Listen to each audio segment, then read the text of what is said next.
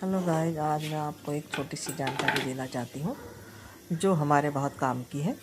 कभी कभी हम जैसे रोटियाँ बनाते हैं, देखिए आप रोटी जब बनाते हैं तो रोटी बना के कभी हमें अगर कभी बाहर जाना होता है तो हम जो है रोटी बना के जो चकला बेलन होता है वो ज़्यादातर, अगर आप पत्थर का होता तो उतनी पसंद, लेकिन बेलन जो होता है वो लकड़ी का ही होता है।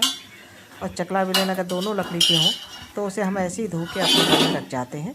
रखने के बाद जब हम 4-5 दिन के बाद आते हैं तो आपने देखा होगा कभी कभी कि चकला सूखा तो लगेगा आपको, लेकिन उसके बाहर सफ़ेदी आपको दिखाई देगी।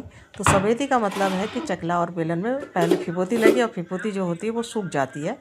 तो उससे जो उसके उसमें जो बैक्टीरिया होते हैं, हम लोग सोचते हैं ऐसी पोंछ के जल्दीबाजी में कि गीला हो जाएगा, ऐसी पोंछ के उससे रोटी बना लेते हैं।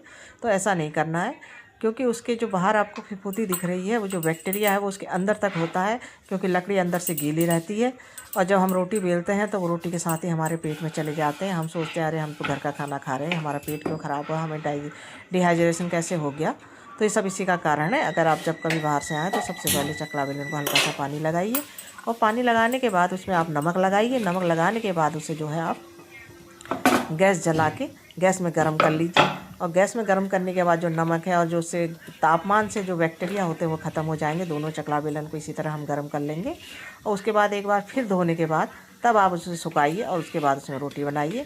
तो इससे हमारी जो बैक्टीरिया से हम बच जाएंगे। और ये जो जानकारी अगर आपको सही लगती है तो लाइक कीजिए, शेयर कीजिए, कमेंट कीजिए, और धन्यवाद।